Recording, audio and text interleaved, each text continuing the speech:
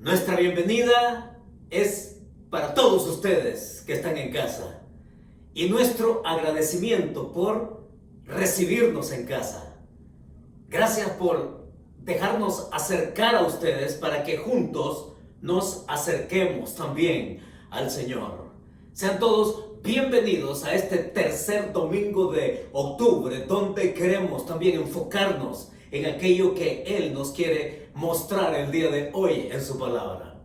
Pero antes que vayamos a su palabra, también quiero expresar gratitud a todos aquellos que fueron parte del proyecto nuestro hacia Venezuela.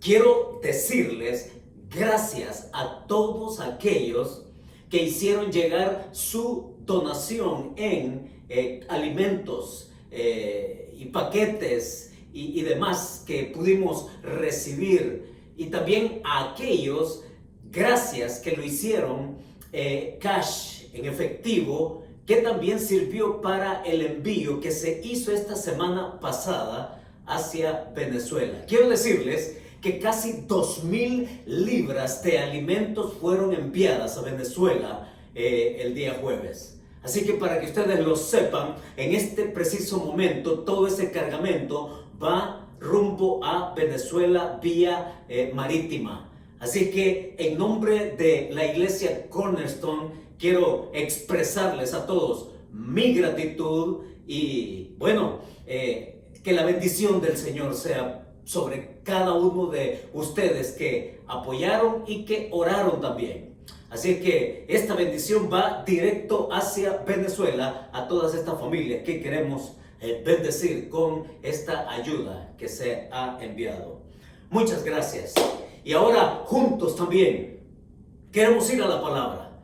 Y para ir a la palabra queremos orar que el Señor nos bendiga, que el Señor nos hable y que el Señor nos haga estar atento a su voluntad de lo que Él nos quiere decir el día de hoy. Así es que les invito por favor a que me acompañen en esta oración y juntos le decimos al Señor así: Señor, en este momento dispongo mi corazón y mi voluntad para ser oidor y cumplidor de tu palabra en obediencia. Guíame con tu Espíritu Santo para ser transformado a la imagen de tu Hijo. Que así sea. Una de las cosas que me parece interesante, curioso y que me sorprende también son los comerciales que uno ve por la televisión, donde se mezcla la creatividad y donde se mezcla aquella persuasión que quieren hacer con nosotros para comprar o para optar por alguno de los servicios que se ofrecen ahí en tantos comerciales que vemos todos los días. Uno en particular, esta semana, me llevó a pensar en lo que vamos a ver el día de hoy. Porque en este comercial, donde hay derroche de creatividad, en este comercial, en este anuncio, aparece un hombre queriendo instalar un ventilador en el techo de su sala ahí en casa.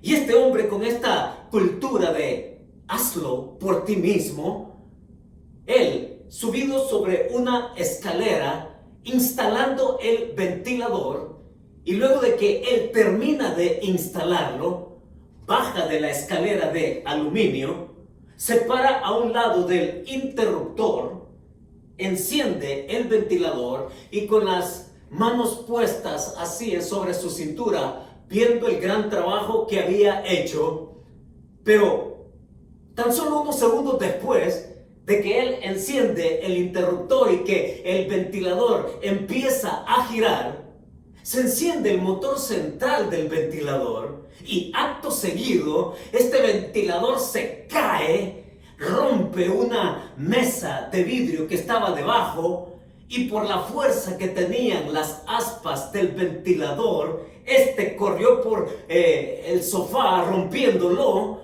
Y no solamente eso, salió disparado, rompiendo la ventana de la casa, terminando allá en el jardín. Y de repente el anuncio se detiene y aparece una expresión ahí. Y dice: ¿necesitas ayuda? Ven con nosotros. Y oigan, es chistoso, sí, es risible, porque de repente cambia la escena y todo aquello que parecía aparentemente logrado se convirtió en un caos, pero de repente también aparecen aquellos que saben hacer el trabajo. Así que en esa etiqueta, en ese anuncio aparecía unas palabras que decían: ¿necesitas ayuda? Ven con nosotros. Cambia la escena y entonces aparece un hombre ahí bien técnico, un hombre agradable, una persona, un dependiente ahí del almacén al cual hace alusión el anuncio. Le muestra todo el conjunto de herramientas que se usan para ese tipo de trabajo. Y luego entonces este mismo hombre aparece allá en casa instalando el ventilador, sonriendo y mostrando todo aquello bien agradable. Finalmente encendiendo el interruptor y el aparato funcionando correctamente. Estamos en la cultura aquí en Estados Unidos, estamos en la cultura de hazlo por ti mismo. Sí, esto es algo bien marcado acá. Y de hecho yo mismo he tenido que hacerlo. mis habilidades manuales en varias cosas las he mejorado. Pero como alguien me dijo en una ocasión: Héctor, si tú le tienes miedo a la electricidad, mejor no lo hagas. Y efectivamente, por lo menos en un par de ocasiones, me ha pegado unos golpes, unos corrientazos cuando he intentado hacer aquello. Y entonces no he tenido más remedio que contratar a alguien. Es que lograrlo por nosotros mismos es algo que nos puede permitir ahorrar algo de dinero. Pero no todas las cosas las podemos lograr por nosotros mismos. De hecho, siempre va a haber necesidad de que haya alguien especializado en mampostería, en albañilería, en plomería, y que tal vez no lo podemos hacer nosotros mismos y que necesitamos los servicios de alguien más. Lo mismo pasa con la salvación. Lo mismo sucede con la salvación, con la vida espiritual, con aquello que nosotros debemos de prestarle plena atención. Porque la salvación, especialmente en una cultura que vive con aquella mentalidad de hazlo tú mismo, lógralo tú mismo, la Biblia nos va a decir la gran verdad de que la salvación no se puede lograr por uno mismo. Es una de las tantas cosas que nos volvemos incapaces de lograr por nosotros mismos. Y es de eso lo que el pasaje el día de hoy nos quiere referir. Es a eso que nos encamina el escritor bíblico el día de hoy, a donde les invito a ir a Hebreos capítulo 10, versos del 11 hasta el 18. Búsquelo conmigo, por favor. Hebreos capítulo 10, versos del 11 al 18. Porque ¿a quién acudes? Se llama nuestra serie. Y el título que yo quise darle a este pasaje es precisamente eso: futilidad atrevida. Porque muchas veces nos podemos volver tan, pero tan atrevidos cuando se trata de la salvación, pensando que es algo que podemos lograr por nosotros mismos. Y a eso yo le llamo la futilidad atrevida. Futilidad porque lastimosamente muchas veces hasta muy tarde llegamos a la conclusión de que no podemos lograrlo, cuando ya es muy tarde. Pero veamos qué nos dice el escritor bíblico acá. Capítulo 10 de Hebreos, versos del 11 hasta el 18. Pero para ponernos en contexto, es interesante porque el autor está a punto de terminar el gran tema. El gran tema que él ha traído y que nos ha mostrado y que nos ha dejado ya en claro qué es, quién es, de qué se trata y qué es lo que nosotros podemos tener para lograr esa bendición del perdón total de Dios en nuestra vida a través de su Hijo Jesucristo. Es algo que él ya nos lo ha puesto sobre la mesa de manera muy clara. El punto está en que si yo quiero recibirlo, pero el día de hoy nos encamina, y aquí en todo el tema de Hebreos, el sumo sacerdocio de Cristo lo ha manejado a través de contrastes, a través de comparaciones, y ha hablado del antiguo pacto y ha hablado del nuevo pacto. Ha hablado de los tipos de sangre también, sangre de animales y sangre de Cristo. Ha hablado del tipo de sacrificio, el sacrificio de animales y el sacrificio de Cristo. Y así el autor nos lleva a la comparación final acá del perdón temporal al perdón definitivo de nuestros pecados en los versos del 11 al 18. Ahí es donde queremos estar. La gran buena nueva que el autor aquí nos está llevando a tener en cuenta, en mente y en corazón, es eso, que el perdón de Dios es definitivo, nunca parcial, siempre definitivo en su Hijo Jesucristo. Y en los primeros versículos, ahí del 11 al 14, Él nos lo va a ilustrar para que entendamos esta poderosa verdad y que nos podamos aferrar a ella. y que el corazón y que nuestra fe entonces esté en sintonía con la gran verdad que Dios nos ofrece aquí en su palabra. Versos del 11 al 18 dice así. Tome su Biblia, por favor. Y dice así: y ciertamente todo sacerdote está día tras día ministrando y ofreciendo muchas veces los mismos sacrificios, que nunca pueden quitar los pecados. Pero Cristo, habiendo ofrecido una vez para siempre un solo sacrificio por los pecados, se ha sentado a la diestra de Dios. De ahí en adelante, esperando hasta que sus enemigos sean puestos por estrado de sus pies. Porque con una sola ofrenda hizo perfectos para siempre a los santificados. Vamos a quedarnos ahí en esta primera parte de lo que el autor nos está diciendo. La gran verdad, el principio que nos atañe a todos, en función de creer hoy y de seguir creyendo cada día, es esta que pone frente a nosotros el autor bíblico. Y lo que nos está diciendo acá es que la autoridad de Cristo nos deja su marca, nos deja la marca de su victoria terrenal. Sí, lo escuchó bien. En los versículos del 11 al 14, el versículo o el principio que sobresale es este: que la autoridad de Cristo nos deja la marca de su victoria terrenal. Porque note cómo en el versículo 12 al final, que es el gran énfasis de esta primera parte, dice: se ha sentado a la diestra de Dios. Se ha sentado a la diestra de Dios. Está allá en el verdadero tabernáculo, su eternidad. Pero el énfasis del autor aquí tiene que ver con la posición que él tiene de autoridad suprema, de donde continuamente, desde su misma existencia eterna, siempre él ha tenido, y que lo refiere aquí como estando a la diestra del Padre, lo cual supone, por el mismo testimonio de las Escrituras, supone el paso que él tuvo que dar al encarnarse y pasar un tiempo acá identificado con la raza humana. ¿Qué es lo que supone estar a la diestra del Padre? Se lo voy a poner en retroceso.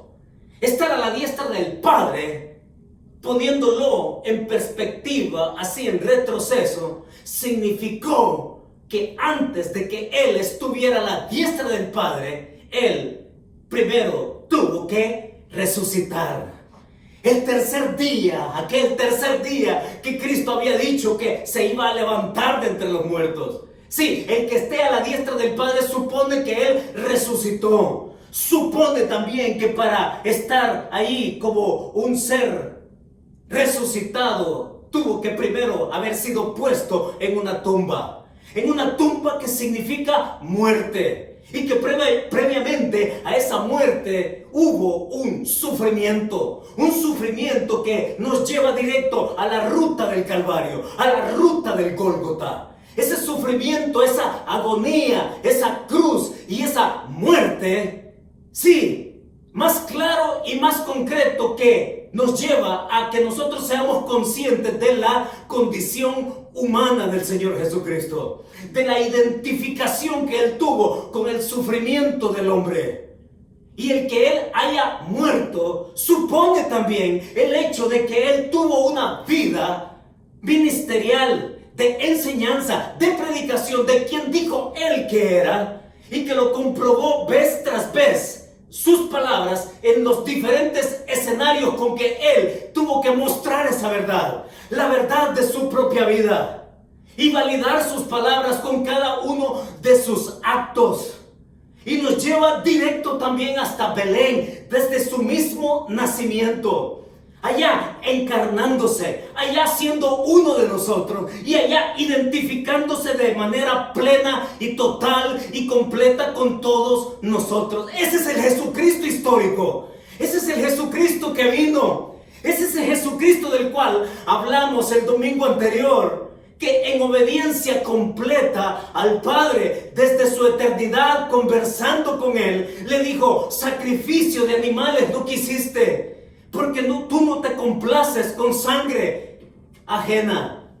Por eso leímos en el pasaje del domingo anterior que Él dice aquí: he aquí vengo, Dios, para hacer tu voluntad. Padre, aquí vengo para hacer tu voluntad. Yo soy el voluntario. Yo soy el que he oído de ti que lo único que te puede agradar es un sacrificio definitivo, no un sacrificio repetitivo. ¿Se da cuenta cuánto tenemos aquí a la mano? ¿Se da cuenta la verdad hermosa, palabra buena, palabra eterna que nos anima a que nosotros el día de hoy sepamos dónde es que estamos parados? Sí, nos paramos frente a la autoridad de Cristo. Esa autoridad de Cristo que nos deja su marca en la victoria terrenal suya acá entre nosotros. Es hermoso, ¿no? Autoridad indiscutible en el cielo. Autoridad indiscutible acá en la tierra. Y es interesante, pero cuando hablamos de autoridad, estamos hablando de aquello que Jesucristo, hasta dónde fue el alcance de su autoridad. Su autoridad fue puesta en evidencia a la hora de sanar gente, a la hora de proveer y multiplicar provisión, a la hora de tratar con la naturaleza, aquietar una tormenta, aquietar los vientos. Es Jesús que se para frente a la misma muerte de la tumba de gente ya fallecida y llamándolos desde aquella tumba. Es Jesús quien su autoridad la puso en evidencia frente a aquellos que querían ver algo objetivo. Ahora dígame usted, ¿qué más objetivo puede ser el que mucha gente pueda ver allí a un muerto volver a la vida? ¿Qué más concreto que eso? Pero es Jesús también, y me hizo pensar en ese otro escenario de la autoridad que Jesús ostentó durante su tiempo acá en la tierra. Allá en Lucas capítulo 10 se nos habla que Jesús envía a 70 de sus discípulos, a 70 de sus seguidores, y les dice: vaya, y les doy autoridad en mi nombre para que echen fuera demonios. Y así se van estos. Van, están, regresan. Y cuando vienen, el énfasis de aquel pasaje en Lucas capítulo 10, el énfasis no es en que ellos echaron fuera los demonios. No. El énfasis de Lucas capítulo 10, especialmente en el verso 18, cuando estos regresan y le dice: Señor, hasta los demonios se sujetaban a nosotros. ¿Sabes qué, Señor? Cuando nosotros decíamos en el nombre de Jesús de Nazaret, hombre, Señor, los demonios se sometían a nosotros. Oigan, es Jesús el que directamente, cuando trató con las fuerzas demoníacas, se sometían a su persona. Y es Jesús quien les delega a sus discípulos su nombre, la autoridad de su nombre, para que en su nombre estos echen fuera demonios. Y el gran énfasis de Lucas allá en el capítulo 10 es el gozo de ellos. Y Jesús se alegra con ellos. Y Jesús les dice: sí, yo vi a Satanás caer como un rayo. En otras palabras, Jesús está diciendo allá en Lucas capítulo 10 que lo que los discípulos han visto de cómo los demonios se someten a la autoridad del nombre de Jesús es una réplica de lo que Jesús vio en la eternidad, cuando en la rebelión de Satanás con sus demonios, sí, fueron humillados y fueron derrotados. Y mis hermanos, cuando nosotros venimos acá, vemos el clímax de esa autoridad. El clímax de esa autoridad, donde acá el autor nos dice en el versículo 12 al final: se ha sentado a la diestra de Dios. ¡Qué manera de describir esa autoridad plena! Autoridad total total, completa, eterna. Sí, sentado a la diestra de Dios en las alturas. Y es curioso, los detalles nos deben de llamar la atención. Porque el tabernáculo, como hemos visto en otras ocasiones anteriores, que nos describe el mobiliario del tabernáculo, nunca el tabernáculo constituía alguna parte para que el sacerdote descansara. Nunca. Todo el tiempo los sacerdotes hacían su trabajo de pie. Todo el día. Usted puede decirme cualquier cantidad de horas que usted trabaja. Sí, 10, 8, 16, qué sé yo. Pero usted se la pasa trabajando frente a la computadora, algunos tiempos ahí tomando recesos, descansando, sentado, parado, caminando, qué sé yo, ¿sí? Y así se la puede pasar usted. En el caso de los sacerdotes, ellos todo su trabajo del día lo hacían de pie. No había silla, no había banca en el tabernáculo que haga suponer que estos tenían reposo. Constantemente el día transcurría con estos hombres haciendo de pie su trabajo. Lo hacían de pie, lo cual significaba una continuidad de seguirlo haciendo así, otra vez y otra vez. Por eso es que el autor acá se preocupa en que nosotros tengamos clara esa imagen con que el Señor Jesucristo, note la manera de cómo lo ha dicho acá, día tras día, ellos están sirviendo, ofreciendo muchas veces los mismos sacrificios que nunca pueden quitar los pecados. Pero, y este es el gran énfasis acá, el contraste es, pero Cristo, habiendo ofrecido una vez para siempre un solo sacrificio, Él sí, dice el verso 12 al final, se ha sentado a la diestra de Dios. Amén por eso. Victoria total, victoria climática, es el clímax desde donde Él salió, es el clímax a donde Él está. Y mis hermanos, esto nos debe de llevar a una comprensión profunda de nuestra fe, comprensión profunda de dónde estamos, de qué vivimos, a qué le apostamos. Y no le vamos a apostar a otra cosa que no sea creer en la sangre bendita de Jesucristo para el perdón de nuestros pecados, el perdón definitivo que Él nos concede. Y me llama la atención porque cuando precisamente hacemos alusión al enemigo de Dios, Satanás, este que usurpó desde el Génesis, usurpó lo que al hombre le había sido concedido y que lo tomó así, forzando el engaño en Adán y en Eva, y que él vino a ser, dice la Escritura, en todas las descripciones que nos da de Satanás, la serpiente antigua, el príncipe de este mundo, Satanás, diablo, Lucifer, Belcebú, en fin, dragón y todos esos epítetos con que Satanás es identificado en su carácter. Porque no espere algo bueno de Satanás. No espere algo bueno de él para usted, para mí, para nadie, para este mundo. Porque él lo que busca es que la voluntad de Dios en usted y en mí se sesgue, se desvíe y que tome otra atención. Pero cuando hacemos énfasis en esto, lo que yo veo en el pasaje es eso, que la autoridad de Cristo deja esa marca en su victoria terrenal. Porque Satanás, que vino a ser el príncipe de este mundo, y Jesucristo cuando dice a su Padre, aquí vengo para hacer tu voluntad y me preparaste cuerpo, es el mismo Hijo de Dios desafiando a su enemigo en su territorio. Y aquí en la tierra es Jesús quien en la aparente derrota suya en la cruz del Calvario se convirtió en la tremenda victoria, en la victoria que debemos de celebrar, cantarla, creerla, llorarla, predicarla, enseñarla, contársela a otros, porque la victoria de la cruz del Calvario significó para nosotros, óigalo, significó todo. Dígame a eso.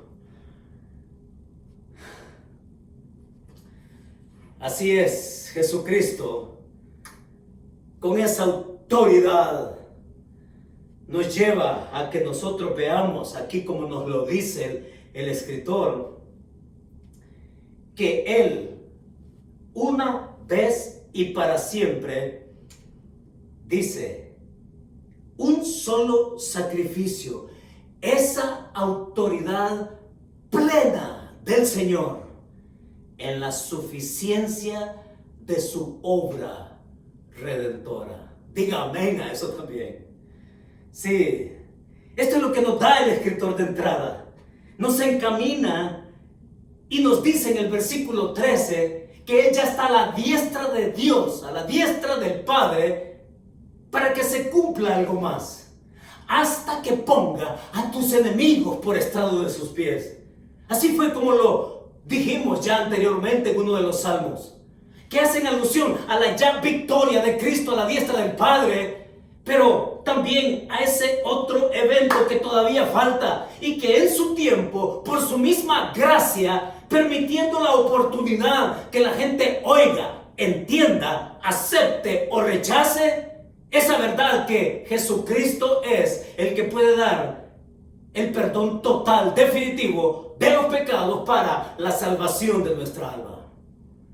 Mientras eso está en suspenso, el Señor está allá, a la diestra, en la posición eterna, que nos recuerda también nuestra posición como hijos de la realeza, decíamos el domingo anterior. Sí, mis hermanos, es un momento entonces para hacer pausa. Es un momento para que nosotros nos quedemos en silencio. Es un momento para que nosotros hagamos el mejor acopio de lo que Dios ha hecho por nosotros. Que hagamos el mejor acopio de entender todo lo que hemos recibido. Y ante todo lo que hemos recibido, que no nos quede más reacción. Aplicar nuestro corazón, nuestra mente, para reconocer su autoridad. En el nombre de Jesús de Nazaret, yo le invito a que reconozcamos la autoridad de Cristo y que ésta nos atraiga para adorarlo. Para adorarlo y para decirle, Señor, gracias por todo lo que has hecho por mí. Dígaselo, por favor. Desde ahí donde está, dígale, Señor, gracias por mi perdón. Gracias por la salvación. Gracias por tu Hijo. Gracias por ese don inefable. Gracias por dejarme evidencia terrenal, histórica de lo que he creído vale para la eternidad. Y es esto lo que nos lleva,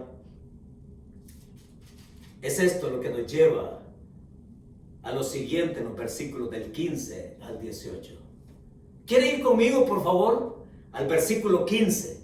Y nos dice, y nos atestigua lo mismo el Espíritu Santo. Porque después de haber dicho, este es el pacto que haré con ellos, después de aquellos días, dice el Señor, pondré mis leyes en sus corazones y en sus mentes las escribiré. Añade, y nunca más me acordaré de sus pecados y transgresiones, pues donde hay remisión de estos no hay más ofrenda por el pecado. ¿Qué es lo que ahora nos dice el autor? Nos lleva a algo que ya también tiene que sonar familiar a nuestros oídos. De hecho, es algo que literalmente él repite, como lo vimos en versículos anteriores. en los capítulos anteriores. El autor aquí está citando una vez más al profeta Jeremías. Creo que usted recuerda todo lo que dijimos de Jeremías en su época, el pueblo, y qué fue lo que Dios le dijo a Jeremías para el pueblo de Israel. Y ahora el autor de nuevo trae a colación lo mismo que ha dicho anteriormente. Ahora, ¿qué es el principio que tenemos acá? El principio que nos ofrece el autor es este. Está bien claro. Usted lo puede ver tan claramente como para entender el principio de entrada, que es el Espíritu Santo atestigua que no hemos creído en vano. Es el Espíritu Santo que atestigua que no hemos creído en vano, mis hermanos. No hemos creído en una bagatela. No hemos creído en algo simple. No hemos creído en algo pasajero. No hemos creído en algo que se termina, que caduca, que se olvida, que muere o que queda en el pasado. Hemos creído en la verdad eterna de Cristo, Redentor de nuestras almas. Eso es lo que el Espíritu Santo está diciendo acá a través del autor. Y el autor va a citar a otro autor. El autor aquí está citando nuevamente al profeta Isaías. Les está diciendo una vez más que así como el Espíritu Santo, óigalo y sígame con esto por favor. El autor está diciendo en el verso 15 que así como el Espíritu Santo atestiguó en aquel tiempo, en el Antiguo Testamento, la verdad de que el perdón era temporal, también el Espíritu Santo a través de Jeremías atestiguó la profecía de que ese perdón apuntaba, que era temporal, apuntaba hacia adelante, hacia un perdón definitivo y completo. Y es el Espíritu Santo que al atestiguar aquello a través de Jeremías en aquel tiempo bajo el antiguo pacto, en el Antiguo Testamento, es también el que confirma y es el que atestigua para nosotros hoy. El Espíritu Santo nos atestigua que nuestro perdón es definitivo, que ya no hay nada más que hacer, que Jesucristo lo hizo todo y que en Él nosotros estamos completos. Me encanta por eso Pablo, porque él lo dice en una de sus epístolas, ¿no? Que en Cristo habita corporalmente toda la plenitud de la deidad. Es en Él el que hemos creído. Y creer en Él, mis hermanos, creer en Él no es para fanáticos locos que no saben ni entienden lo que están diciendo. Creer en Jesucristo es poner mi razonamiento bien claro, poner mis facultades completas, llegar a la única conclusión que soy pecador, que necesito algo que alguien haga por mí porque yo no lo puedo lograr por mi cuenta, y ese se llama el bendito Señor Jesucristo, que con su sacrificio, con su sangre, nos concede en su gracia lo que nadie más puede dar. Es el Señor que nos da la bendición, tanto que lo que incluye Jeremías allá, con ese perdón que era temporal y que apuntaba hacia lo completo y definitivo en el futuro, con el Mesías, con el Cristo que nace, que vive, que muere, que resucita y que está a la diestra del Padre, también incluye el hecho, la realidad, la experiencia, la verdad de que el Espíritu Santo mora en nosotros. Digo, pregunto, ¿qué más cercanía queremos que eso? Ya no solamente se trata de que Jesús, Dios, está cerca, disponible para nosotros, sino que Él mismo nos ha hecho morada suya en el Espíritu Santo. Esa es otra de las cosas hermosas de la doctrina bíblica. La morada del Espíritu Santo. Y es el Espíritu Santo que atestigua esa verdad.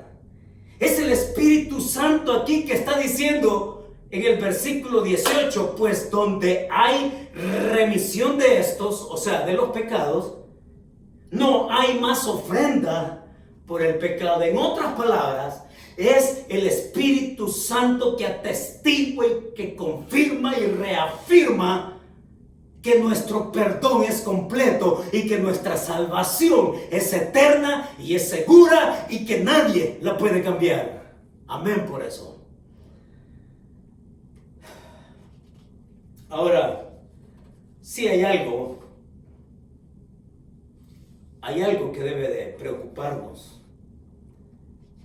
Hay algo que debe de preocuparnos y que personalmente me preocupa. Me preocupa aún más cuando platico con cristianos. Cuando platico con gente que como yo afirmamos decir que hemos creído en Jesucristo. Y recordemos que el autor acá está preocupado también por su audiencia original, porque estos judíos que han creído por fe en Jesucristo están propensos por las circunstancias que están viviendo, que están pasando, están propensos a retornar a la ley, al antiguo sistema, al antiguo pacto, y que no tiene sentido para nosotros, dijimos el domingo anterior. No tiene ningún sentido. Pero muchas veces, pensando en esto, y por lo que compruebo cuando platico con tantos cristianos, es que muchas veces no perseverar en la fe no significa que yo me voy a retractar o que yo voy a retroceder y que yo voy a volver a lo que era antes. No.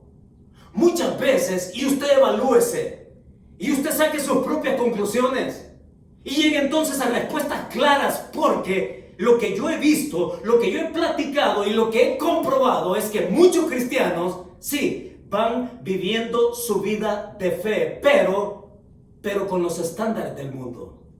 Cuidado con eso. Viven su vida espiritual, viven su vida cristiana con los estándares del mundo. Cuidado con eso, porque es una manera de retroceder.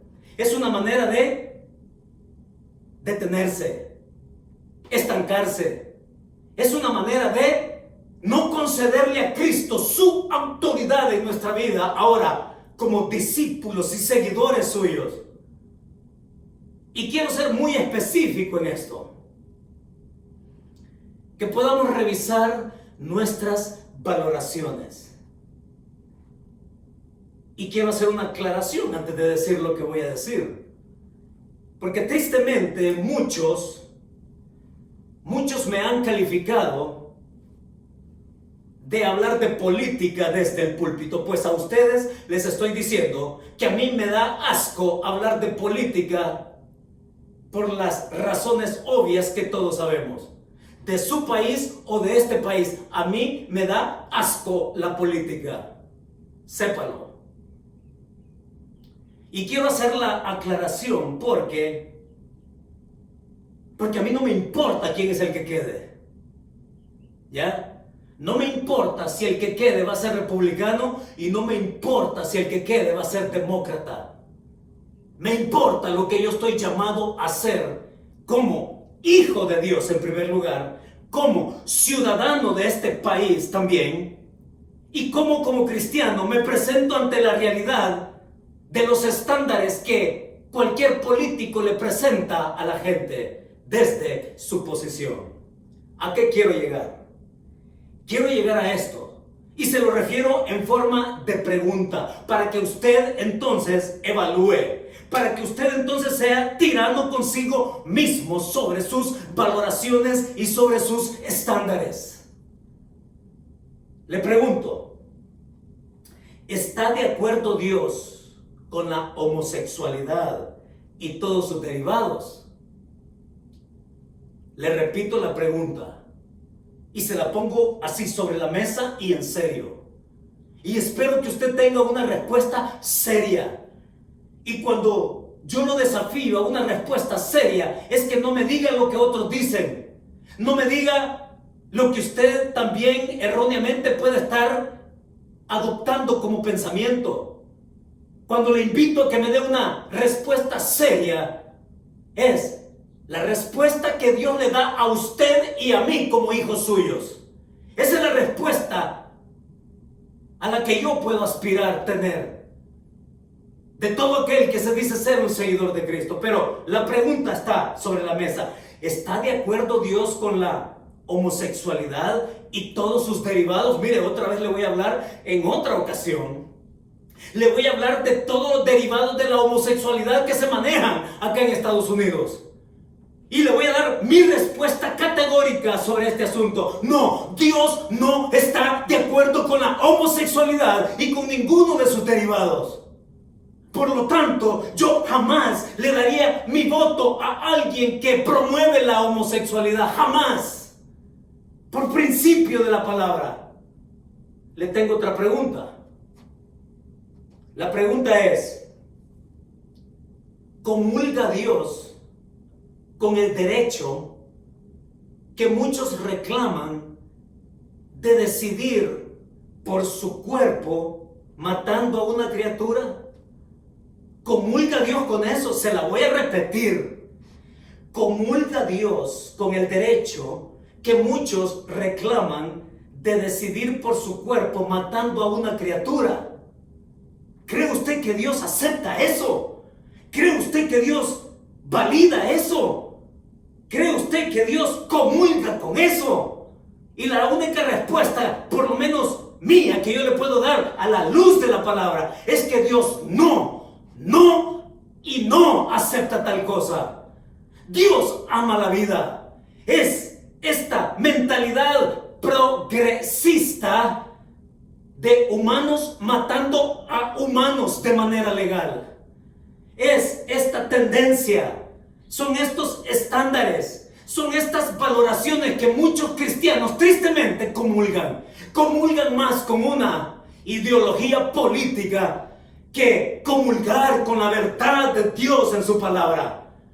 Te llevo a ti y puede que ya no te simpatice para nada mi persona y que te parezca grotesca, no me importa, pero lo que sí te invito a hacer es que tú te pongas frente a lo que Dios en su autoridad nos dice en la Escritura, para que tú entonces revises tus valoraciones, revises tus estándares y que te alinees donde Dios quiere, porque Él no quiere que tú vayas con una fe fracturada en creer en Él, pero creyendo también aquellas cosas que están contra Él, como estas que hemos mencionado.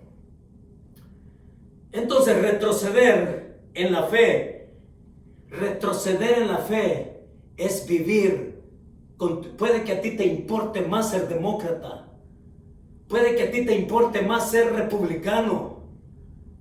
Lo que te debe de importar más por encima de cualquier cosa es ser hijo de Dios, obedeciéndole. Hijo de Dios. Sí, reconociendo la autoridad suya, que la dejó marcada con la victoria terrenal en su paso por este mundo. Que también nosotros y el Espíritu Santo que nos atestigua esa verdad, esa autoridad que está por encima de cualquier ideología, es el Espíritu Santo que mora en nosotros para que tú tomes decisiones serias.